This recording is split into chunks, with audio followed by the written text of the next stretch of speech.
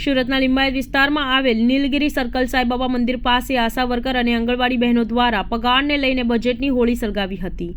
તો આ સમયે મોટી સંખ્યામાં આંગણવાડી બહેનો અને આશા વર્કરો જોડાઈ હતી અને સરકાર દ્વારા બજેટમાં તેઓની કોઈ પણ સમસ્યાનો નિવેડો ન લેવાયા હોવાના આક્ષેપો કર્યા હતા।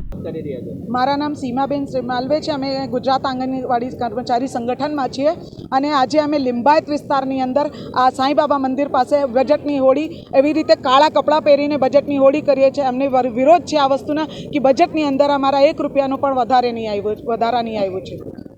શું માંગણી હતી તમારી? અમારી માંગણી છે કે અમને લઘુત્તમ વેતન કરો, આશા વર્કરોને ફિક્સ પગાર આપો, અમારા આંગણવાડી બહેનોને તમે સરકારી કર્મચારી ઘોષિત કરો।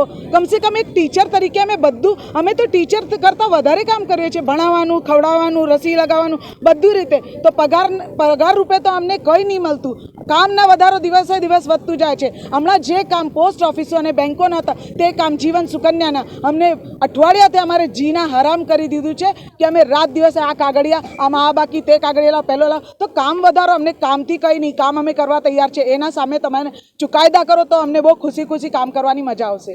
કેટલી બહેનો આમાં જોડાયા છે? શું આગળ કાર્યવાહી? અમારે 800 બહેનો આજે જોડાયા છે, તેમાં 300 આશા વર્કર બહેનો છે અને 500 હેલ્પર વર્કર બહેનો અમારી આંગણવાડીની જોડાયા છે। આગામી દિનોમાં તમે એનાથી બી ઉગ્ર આંદોલનના મૂડમાં છે, કેમ કે અત્યારે બહેનો એમ બી કહે છે કે એમ બી ખાવાના ઠેકાણાની એટલા પગારમાં ભણતર કરાવી શકીએ, એના ભાડું ભરી શકીએ ને, તો એના કરતાં જેલ ભરો કે અમને કશે બી લઈ જાઓ, જ્યાં ખાવાના મળે અમે હડતાલમાં બી પડી જઈશું। અમે આગળ ઉગ્ર આંદોલનના મૂડમાં છીએ અત્યારે હાલમાં। મારું નામ માધુરી ગુન્નાડે છે। અમે આ લિંબાયત વિસ્તારમાં બજેટની હોળી કરી છે। બધી બહેનોએ બ્લેક કલરના કપડાં પહેરીને બજેટની હોળી કરી છે કે હવે સરકારે અમને કાંઈ આપ્યું નથી આ વખતે।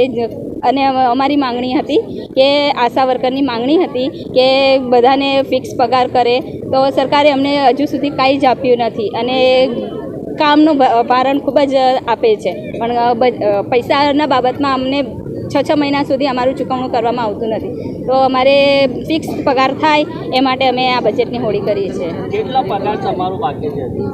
ઇન્સેન્ટિવ અમારું 50% વધારો, 2500 રૂપિયા હજુ માર્ચ મહિનાથી બધું બાકી છે અમારું।